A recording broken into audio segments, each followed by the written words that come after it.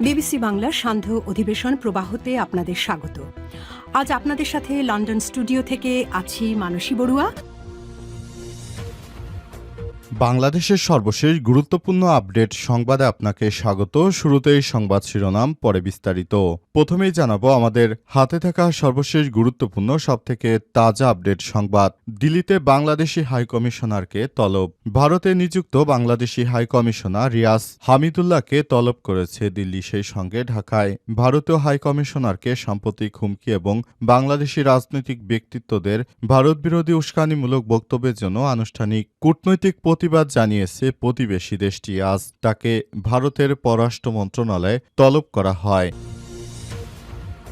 এরপর জানাবো পাবনায় বিএনপি নেতাকে গুলি করে হত্যা। পাবনার ঈশ্বরদীতে জমি নিয়ে বিরোধের জেরে চাচাতো ভাইয়ের গুলিতে বীরুমুল্লাহ ৪৮ নামের এক বিএনপি নেতা নিহত হয়েছে। আজ সকালে এই ধরনের অনাকাঙ্ক্ষিত ঘটনা ঘটে।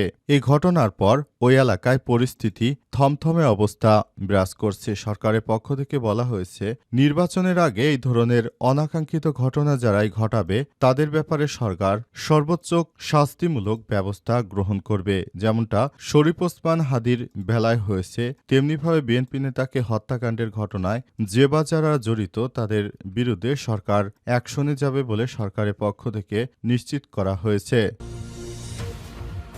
এদিকে শ্রমশক্তি রপ্তানিতে বড় বাধা দালাল বললেন প্রধান উপদেষ্টা। শ্রমশক্তি রপ্তানিতে বড় বাধা দালাল বলে মন্তব্য করেছেন অন্তর্বর্তীকালীন সরকারের প্রধান উপদেষ্টা ড মোহাম্মদ ইউনূস।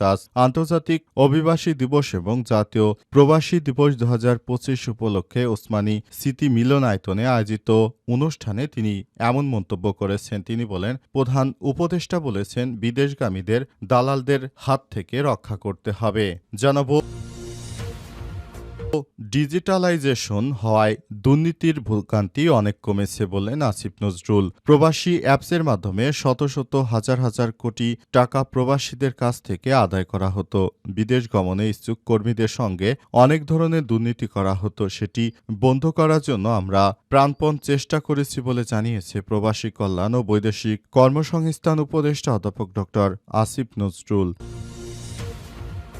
এবং সর্বশেষ জানাবো খালেদা জিয়ার অসুস্থতা নিয়ে অপতথ্য নেপথ্যে ৭০টি সোশ্যাল মিডিয়া অ্যাকাউন্ট, বলছে চ্যানেল 24-এর অনুসন্ধান। সাবেক প্রধানমন্ত্রী বিএনপির চেয়ারপারসন বেগম খালেদা জিয়া মৃত্যুশয্যায়। তার অসুস্থতা ঘিরে দেশজুড়ে মানুষের মাঝে যখন উৎকণ্ঠা উদ্বেগ, তখনই সংবেদনশীল এই মুহূর্তগুলোকে পুঁজি করে ভুয়া অপতথ্য ছড়াচ্ছে এক শ্রেণীর অ্যাকাউন্ট এবং পেজ বিশ্লেষণ করে এমন প্রতিবেদন জানা গেছে। সেখানে জিয়াকে নিয়ে খালেদা জিয়াকে নিয়ে অপতথ্য ছড়ানো ৭০টি সোশ্যাল মিডিয়া অ্যাকাউন্ট ও পেজ বিশ্লেষণ করে সব তথ্য জানা গেছে। এর মধ্যে বেশিরভাগ অ্যাকাউন্টই মাত্র ২ সপ্তাহের মধ্যে খোলা হয়েছে। প্রিয় দর্শক, এতক্ষণ শুনছিলেন সংবাদ শিরোনাম, এবারে বিস্তারিত। তবে তার আগে বন্ধুরা, অনুরোধ থাকবে এই সংবাদটিতে একটি লাইক দিন। এই চ্যানেলে আপনি নতুন হয়ে থাকলে আমাদের সংবাদটি দেখতে দেখতে চ্যানেলটি সাবস্ক্রাইব করে রাখুন। কমেন্ট করে বন্ধুরা আপনার মূল্যবান মতামত জানিয়ে দিন আপনি বিশ্বের কোন দেশ থেকে বা বাংলাদেশের কোন স্থান থেকে আমাদের সংবাদটি দেখছেন এবং শুনছেন। আর বন্ধুরা, সংবাদটি আপনার সোশ্যাল মিডিয়া ফেসবুকে শেয়ার করে বন্ধুদেরও দেখার সুযোগ করে দিন। গাজা যুদ্ধে আপনি যদি নিরীহ ফিলিস্তিনিদের ভালোবেসে থাকেন, কমেন্টে ইয়েস লিখে বিশ্ববাসীকে জানিয়ে দিন। এবারে বিস্তারিত। দিল্লিতে বাংলাদেশি হাইকমিশনারকে তলব। ভারতে নিযুক্ত বাংলাদেশি হাইকমিশনার রিয়াজ হামিদুল্লাহকে তলব করেছে দিল্লি। সেই সঙ্গে ঢাকায় ভারতীয় হাইকমিশনারকে সাম্প্রতিক হুমকি ও বাংলাদেশি রাজনৈতিক ব্যক্তিদের ভারত বিরোধী উস্কানিমূলক বক্তব্যের জন্য আনুষ্ঠানিক কূটনৈতিক প্রতিবাদ জানিয়েছে প্রতিবেশী দেশটি। আজ দুপুরে তাকে ভারতের পররাষ্ট্র মন্ত্রণালয়ে তলব করা হয়। এর আগে গত সোমবার ১৫ ডিসেম্বর ঢাকায় ভারতীয় হাইকমিশনার প্রণয় ভার্মাকে পররাষ্ট্র মন্ত্রণালয়ে তলব করা হয়েছিল। এর ২ দিনের মাথায় দিল্লিতে বাংলাদেশি হাইকমিশনারকে তলব করেছে ভারত। ধারণা করা হচ্ছে সম্প্রতি জাতীয় নাগরিক পার্টি এনসিপি নেতা এবং শেখ হাসিনা সরকারের উৎখাতকারী নেতৃত্বে আন্দোলনের অন্যতম ব্যক্তিত্ব হাসনাত আব্দুল্লাহর মন্তব্যকে ঘিরে এই তলব করা হয়েছে। ঢাকায় একটি সমাবেশে বক্তব্যকালে হাসনাত আব্দুল্লাহ বলেছিলেন যে, সতর্ক করে দিয়েছিলেন যে বাংলাদেশ বিচ্ছিন্নতাবাদী ও ভারত বিরোধী শক্তিকে আশ্রয় দিতে দিতে পারে এবং ভারতের উত্তর পূর্বাঞ্চলীয় রাজ্যগুলোকে যা প্রায়শ সেভেন সিস্টার্স নামে পরিচিত তাদের বাকি অংশ থেকে বিচ্ছিন্ন করতে হবে।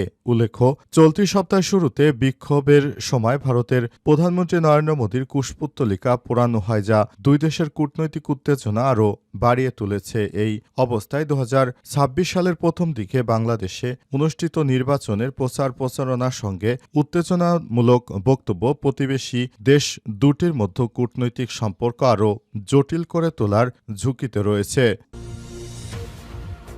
পাবনায় বিএনপি নেতাকে গুলি করে হত্যা। পাবনার ঈশ্বরদীতে জমি নিয়ে বিরোধের জেরে চাচাতো ভাইয়ের গুলিতে বীরুমুল্লা 48 নামের এক ইউনিয়ন বিএনপির নেতা নিহত হয়েছে। আজ উপজেলার লক্ষ্মীকুণ্ডা ইউনিয়নের কামালপুর গ্রামে এই ঘটনা ঘটে। নিহত বীরুমুল্লা কামালপুর গ্রামের আব্দুল মোল্লার ছেলে এবং লক্ষ্মীকুণ্ডা ইউনিয়ন বিএনপির আহ্বায়ক। স্থানীয় ও পুলিশ সূত্র থেকে জানা গেছে, মঙ্গলবার বীরুমুল্লার চাচাতো ভাই জহুরুল মোল্লা তাদের পারিবারিক বিরোধকৃত জমি থেকে মাটি কাটে। এ বিষয়টি নিয়ে কথা বলার সময় বুধবার সকালে বীরুমুল্লা লোকজন নিয়ে জহুরুল মোল্লার বাড়িতে যায়। কথার এক পর্যায়ে বাকবিতণ্ডার সৃষ্টি হয়। পরে জহুরুল মোল্লা এবং তার ছেলে ফাঁকা গুলি করে এবং তাদেরকে চলে যেতে বলে। তারা সেখান থেকে না গেলে পরবর্তী তাদের লক্ষ্য করে আবারও গুলি করে বীরুমুল্লা মাথায় গুলিবিদ্ধ হয়ে ঘটনাস্থলেই মারা যায়। ঈশ্বরদী থানার ভারপ্রাপ্ত কর্মকর্তা ওসি মনিরুজ্জামান জানান, পারিবারিক বিরোধ নিয়ে কথা বলতে গিয়েছিলেন, কিন্তু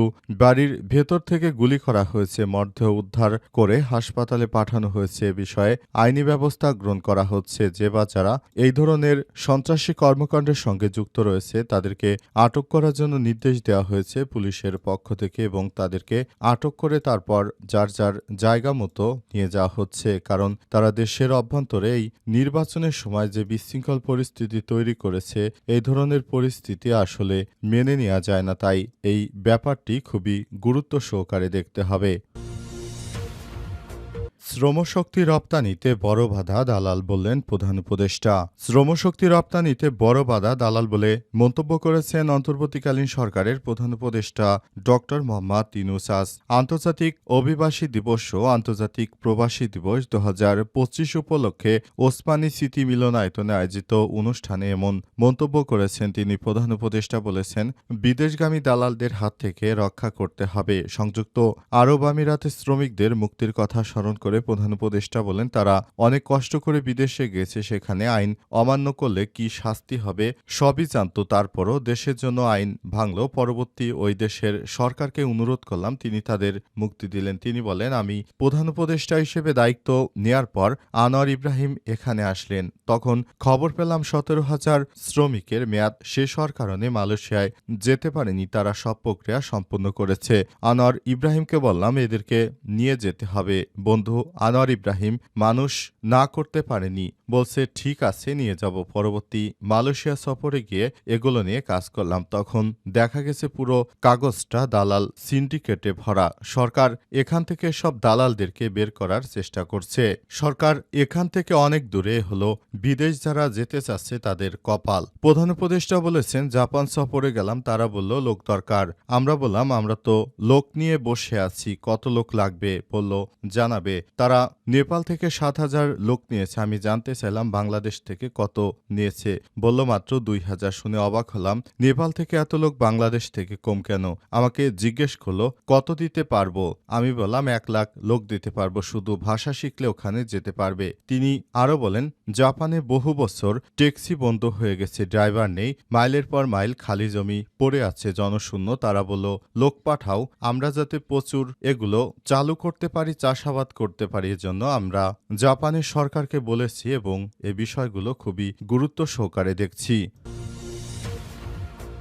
ডিজিটালাইজেশন হয় দুর্নীতির ভোগান্তি অনেক কমেছে বললেন আসিফ নজরুল। প্রবাসী অ্যাপসের মাধ্যমে শত শত হাজার কোটি টাকা প্রবাসীদের কাছ থেকে আদায় করা হতো। বিদেশে গমন ইচ্ছুক কর্মীদের সঙ্গে অনেক ধরনের দুর্নীতি হতো, সেটি বন্ধ করার জন্য আমরা প্রাণপণ চেষ্টা করেছি বলে জানিয়েছেন প্রবাসী কল্যাণ ও বৈদেশিক কর্মসংস্থান উপদেষ্টা অধ্যাপক ড আসিফ নজরুল। তিনি বলেন, IOM আমাদের অনেক হেল্প করেছে, এটার জন্য ILO অনেক হেল্প করেছে। এর জন্য ওভারসিজ এমপ্লয়মেন্ট বা প্ল্যাটফর্ম নামের সম্পূর্ণ আলাদা একটি অনলাইন প্ল্যাটফর্ম চালু করেছি। সব বিদেশ গমনে শতভাগ ডিজিটালাইজেশন করেছে। এজন্য দুর্নীতি, হয়রানি এবং ভোগান্তি হওয়ার কোনো সুযোগ নেই। এরপরও মেশিনের পেছনে তো মানুষ থাকে। আমাদের মনে রাখতে হবে যে সব মানুষ এই দায়িত্ব পালন করছে, তাদেরও জীবন আছে। আজ আন্তর্জাতিক অভিবাসী দিবস ও জাতীয় প্রবাসী দিবস ২০২৫ উপলক্ষে ওসমানী স্মৃতি মিলনায়তনে আয়োজিত এক অনুষ্ঠানে তিনি এসব কথা বলেছেন। এতে প্রধান অতিথি হিসেবে উপস্থিত ছিলেন প্রধান উপদেষ্টা প্রফেসর ডক্টর মোহাম্মদ ইউনূস। এ সময় আসিফ নজরুল বলেছেন, ভোটের জন্য যারা নিবন্ধন করেছে তারা প্রথমবারের মতো ভোট দিতে পারবেন। সবার কাছে অত্যন্ত আনন্দের সঙ্গে বলতে চাই, প্রবাসীদের প্রতি গুরুত্ব দেওয়ার যে দৃষ্টিভঙ্গি সেটি প্রতিফলন করে ঢাকা এয়ারপোর্টে প্রথমবারের মতো অনেক রুটিন কাজ করেছি আমরা। আমাদের রুটিন কাজের বাইরে প্রবাসীদের জন্য প্রথমবারের মতো কিছু পদক্ষেপ নিতে পেরেছে, এগুলো অবশ্যই যথেষ্ট নয়। তিনি আরও বলেন, সৌদি আরবের সঙ্গে প্রথমবারের মতো আনুষ্ঠানিক চুক্তি করেছে বাংলাদেশ। চুক্তির সঙ্গে সঙ্গে ওদের ইম্প্যাক্ট বোঝা যায় না, কিছু অবশ্যই একটি ভালো ইম্প্যাক্ট আসবে। আমাকে সৌদি মিনিস্টার বলেছে, তোমাদের অনেক সরকার অনেক চেষ্টা করেছে কিন্তু এটি হয়নি। আমাদের বাংলাদেশি মিশনের মানুষরা বলছে পাকিস্তান বা ইন্ডিয়ার সঙ্গে ওই ধরনের কোনো চুক্তি হয়নি, তবে বাংলাদেশের সঙ্গে নাকি হয়েছে।